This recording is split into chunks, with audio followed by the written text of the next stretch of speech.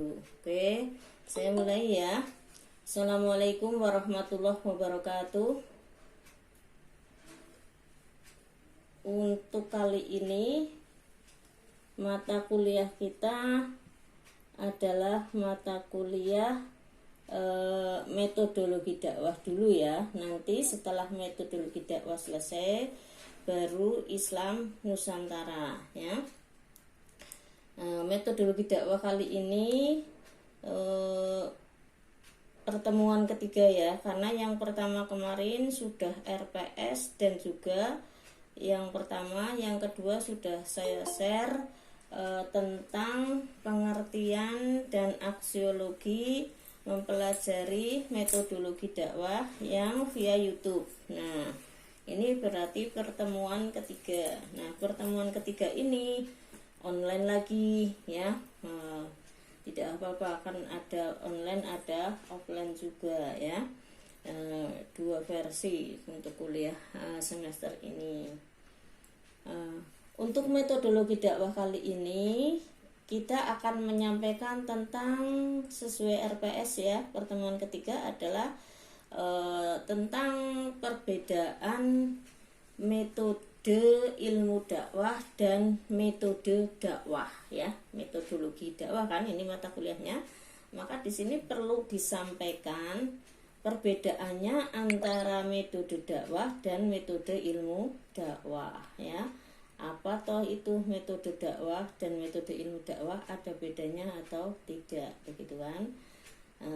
Maka dari itu saya sampaikan ya bahwa metode dakwah dan metode ilmu dakwah memang berbeda ya. Perbedaannya ada di mana? Nah, perbedaannya kalau metode ilmu dakwah itu adalah metode ilmunya ya. Dakwah kan sebuah ilmu dakwah kan sebuah ilmu ya, sebuah sains. Jadi metode ilmu dakwah adalah metode ilmiahnya atau metode ilmunya ya. Sedangkan metode dakwah itu adalah metode berdakwahnya ya. Jadi metode praktek dakwahnya. Itu perbedaannya di situ ya. Jadi makanya di sini disebut metodologi dakwah, mata kuliah metodologi dakwah itu maksudnya adalah mata kuliah yang terkait dengan keilmuan dakwah. Nah, keilmuan dakwah itu kan ada dua ilmu ya secara garis besar, dan ilmu apapun biasanya seperti itu. Ada ilmu teoritis dan ilmu praktis. Nah, kalau ilmu dakwah berarti ilmu teoritisnya ya, tentang ilmu-ilmu berdakwah, ilmu-ilmu dakwah ya, bukan ilmu-ilmu berdakwah ya. Ilmu-ilmu dakwah. Jadi di situ yang terkait dengan teori-teori dakwah itu namanya metode ilmu dakwah.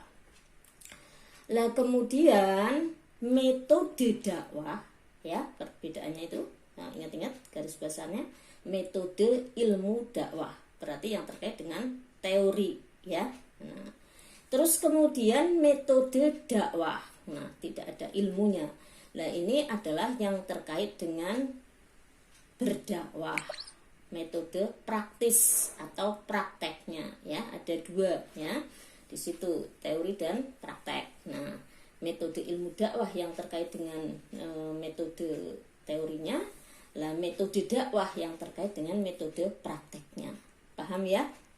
Oke, kalau tidak paham nanti ditanyakan setelah selesai ini, saya jelaskan lebih dulu. Nah, sekarang saya masuk pada metode ilmu dakwah. Ini secara garis besar sama persis dengan metode ilmiah lainnya ya. Persamaannya dengan metode ilmu lain ya sama, memang metodenya sama gitu ya. Oke. Nah, metodenya sama gitu ya kan. Nah, tetapi di sini ada perbedaannya nanti penerapannya ya. Jadi kalau metode ilmu secara umum sama persis, ilmu dakwah juga metodenya sama dengan metode-metode ilmu lainnya. tetapi nanti implementasinya atau penerapannya yang berbeda. Itu saja ya, semua ilmu seperti itu ya. Sebenarnya sama, cuma implementasinya yang berbeda. Apalagi aplikasinya, aplikasi kan sudah pengembangan ya, nanti berbeda lagi kan gitu. Nah, saya lanjutkan. Metode ilmu dakwah sama dengan metode-metode ilmu lainnya, sehingga di sini secara garis besar ada 4, meskipun pengembangannya juga banyak sebenarnya. Yaitu yang pertama yang disebut dengan metode deduktif ya. Ilmu dakwah juga memiliki metode deduktif. Apa yang dimaksud dengan metode deduktif? Metode deduktif itu adalah ya metode analisa berpikir ya yang dimulai dari hal-hal yang umum atau yang besar menuju yang lebih spesifik atau lebih khusus atau lebih kecil tuh ya. Nah, yang kalau kuliah online seperti ini sambil bawa buku dan bawa pena, kan saya sudah bilang seperti itu. Nah, namun demikian kalau yang tidak bawa buku, tidak bawa pena, ya nggak usah lari-lari, malah nanti nggak dengar ya ngambil. Nah, ini sudah saya siapkan PowerPoint-nya, nanti saya bagi juga ya, saya share di grup WA supaya pada baca PPT-nya. Yang penting sekarang mendengarkan dengan sungguh-sungguh sehingga paham gitu ya. Oke, saya lanjutkan. Itu deduktif adalah metode analisa berpikir yang dimulai dari hal-hal yang umum atau hal-hal yang lebih luas atau lebih besar menuju kepada hal-hal yang lebih kecil atau lebih spesifik atau lebih khusus ya. Misalnya saya mau melakukan penelitian ya. Penelitian saya menggunakan metode deduktif ya. Misalnya penelitian apa? Misalnya penelitian tentang minat atau motivasi mahasiswa prodi KPI dalam mengikuti kuliah atau dalam kuliah gitu ya. Nah, saya memakai metode deduktif, analisa berpikirnya itu seperti apa? Ya, saya itu meneliti dulu semua mahasiswa di UNUGA ya, tidak hanya prodi KPI. Nah, sudah seperti itu baru saya teliti prodi KPI-nya. Nah, itu kan dari yang besar dulu ya, UNUGA luas ya, lebih luas dari prodi KPI. Nah, setelah itu saya masuk ke semua mahasiswa di prodi KPI. Itu seperti itu. Jadi lebih mengkerucut ke arah yang kecil. Jadi kalau saya gambarkan ya, kalau kuliahnya offline itu bisa di papan tulis, tapi kalau enggak ya Anda bayangkan sendirilah ya. Kayak segitiga terbalik, piramida terbalik. Jadi arah berpikirnya dari yang besar dulu, yang luas dulu, baru mengkerucut kecil tapi ke bawah ya. Itu seperti itu ya. Karena dari atas kan gambarnya, bukan dari bawah. Kalau dari bawah ya berarti piramida biasa ke atas gitu ya, mengkerucut ke yang kecil, bolehlah seperti itu Bu. Nah, tapi kalau untuk mempermudah itu seperti itu ya, untuk mempermudah, atau ya kalau Anda lebih mudah seperti itu ya nggak apa-apa. Artinya apa?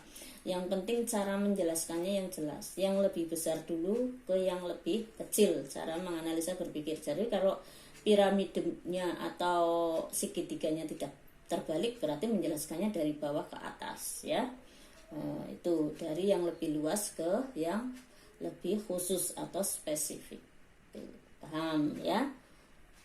Yang kedua, metode ilmu dakwah seperti pada metode-metode ilmiah yang di ilmu-ilmu lain juga memiliki metode induktif, yaitu kebalikannya dari metode deduktif, yaitu cara berpikir, menganalisa berpikir, analisa berpikirnya dari hal-hal yang lebih spesifik menuju ke hal-hal yang lebih luas, atau dari hal-hal yang lebih kecil menuju yang lebih besar, atau dari hal-hal yang khusus kepada yang lebih umum, begitu ya.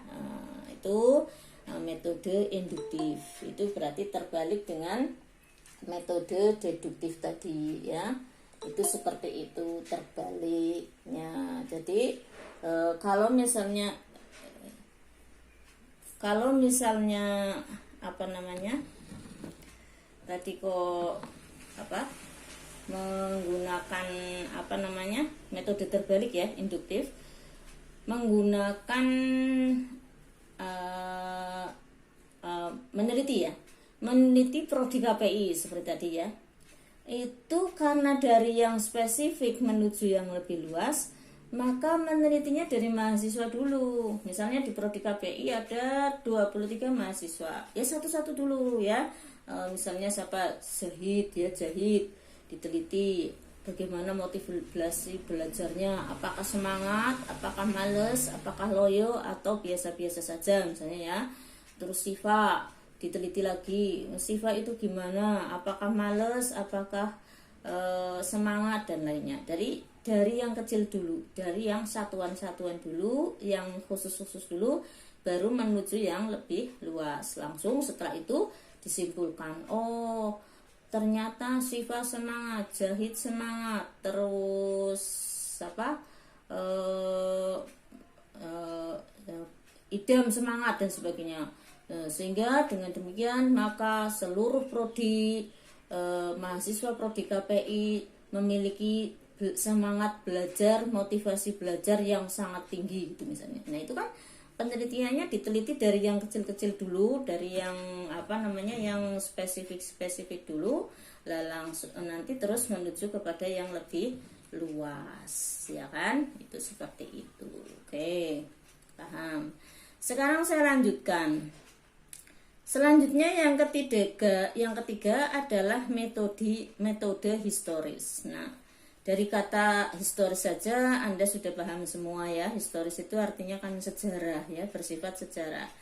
Berarti metode ilmu dakwah ya, itu juga memiliki metode berpikir dengan cara mengacu pada masa lalu. Artinya analisa berpikir yang berdasarkan pada kejadian masa lalu atau masa lampau, itu sejarah ya. Misalnya apa?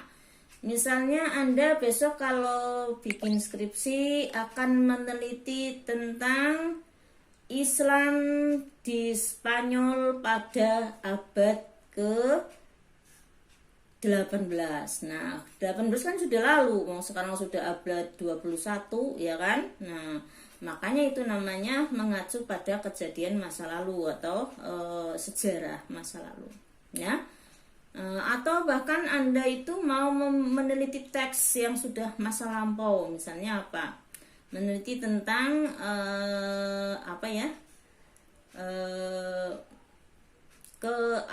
kesohehan ya kitab Durratun Nasihin misalnya, apakah hadis-hadisnya soheh atau tidak dan sebagainya. Itu kan kitab Durratun Nasihin kan sudah kitab yang dikarang masa lampau gitu ya. Makanya ini termasuk metode berpikir historis ya gitu. Nah, sekarang yang keempat. Yang keempat adalah metode berpikir komparatif. Komparatif ya, dari kata komparatif sendiri namanya komparasi, artinya adalah perbandingan. Maka metode ini adalah metode berpikir dengan cara analisa berpikir dengan cara membandingkan antara dua atau lebih suatu hal atau suatu masalah atau suatu kejadian.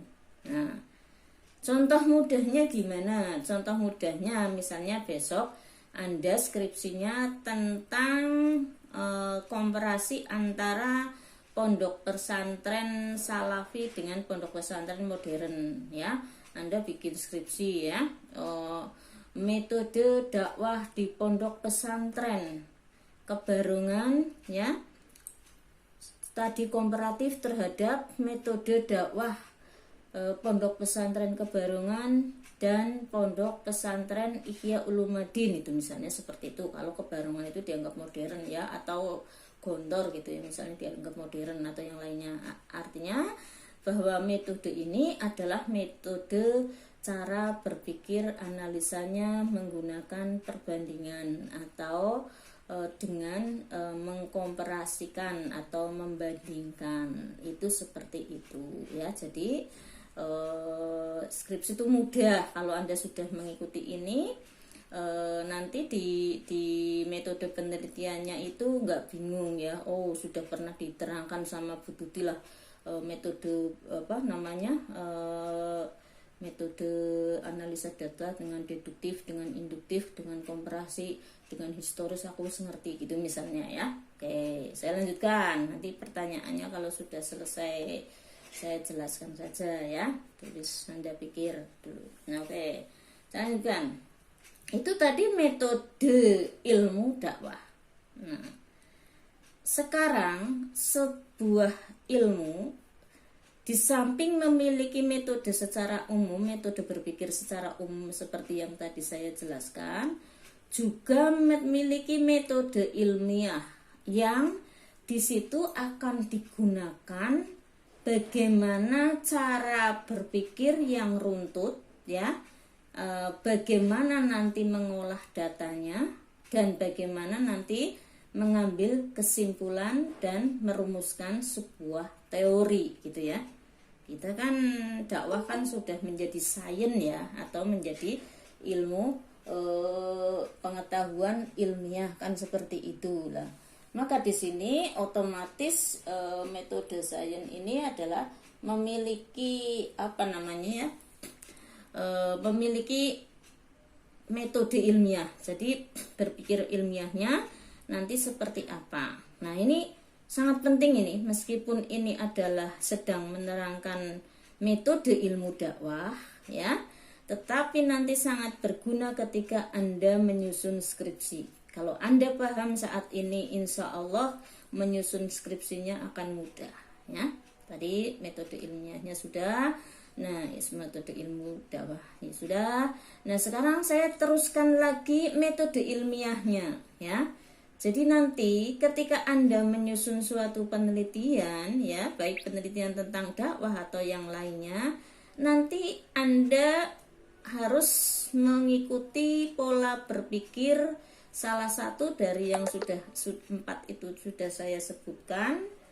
Dan nantinya juga di samping mengikuti 4 pola yang saya sebutkan itu, Anda juga harus setelah memilih 4 cara berpikir itu tadi, juga harus memiliki analisa atau menganalisa cara penelitian tersebut ya, data-data tersebut.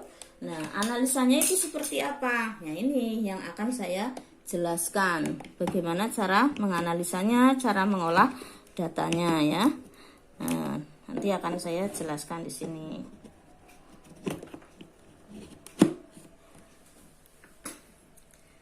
Jadi di sini yang pertama adalah pengumpulan data ya. Pengumpulan data ya. Jadi setiap kali kita melakukan sebuah penelitian ya, atau ya penelitian itu, maka kita yang pertama kali kita lakukan adalah mengumpulkan data ya. Mengumpulkan data maksudnya gimana ya? Maksudnya itu sebelum melakukan penelitian, misalnya Anda mau menyusun skripsi ya, atau kalau sekarang itu berarti makalah ya, Anda kan menyusun makalah ya. Mau menyusun makalah itu harus mengumpulkan dulu materi-materi yang terkait dengan judul makalah tersebut. Kalau skripsi ya dengan skripsi, misalnya apa tadi ya, kan tentang motivasi kuliah prodi KPI ya, mahasiswa prodi KPI. Maka Anda mengumpulkan data sebanyak mungkin tentang prodi KPI ya kan, dikumpulkan struktur organisasinya, siapa kepala prodinya, siapa TU-nya dan sebagainya. Itu kan pengumpulan data-data itu. Terus kumpulkan juga semua data mahasiswa beserta alamatnya dan nomor HP-nya kan, kalau mau diteliti kan dengan sungguh-sungguh penelitiannya. Terus dikumpulkan lagi tentang manajemennya ya, manajemen di KPI itu bagaimana ya. Terus siapa saja personil-personil di prodi KPI yang menjadi TU, yang menjadi dosen dan sebagainya, kan gitu. Nah, ini namanya pengumpulan data. Jadi ketika mau mengadakan penelitian, kumpulkan dulu data sebanyak mungkin yang Anda butuhkan, ya, itu termasuk data-data yang teoritis. Artinya itu data yang termasuk landasan teori. Artinya apa? Tadi kan karena motivasi, ya otomatis di situ Anda mengumpulkan teori-teori tentang motivasi. Motivasi itu apa? Kan banyak ya di buku-buku ya. Kalau sekarang lebih banyak lagi di Google asal yang memiliki syarat-syarat ilmiah ya. Jadi di situ landasan teorinya ditulis semua. Itu pengumpulan data yang pertama. Yang kedua, pengamatan. Setelah mengumpulkan data sudah banyak, sudah mendapatkan data tentang prodi KPI dan mahasiswanya dan dosennya dan seterusnya, dan teorinya apa itu motivasi ya, menurut pendapat siapa, motivasi menurut pendapat A, menurut pendapat B, menurut pendapat apa, ditulis semua. Baru yang kedua, langkah selanjutnya adalah melakukan observasi ya. Observasi itu apa? Observasi itu yang disebutkan dengan pengamatan. Jadi Anda mengamati ya, melihat mahasiswa KPI itu tingkah lakunya gimana, melihat dosennya itu gimana, tertib apa enggak ya, terus kemudian kinerja TU-nya gimana, apakah humanis, apakah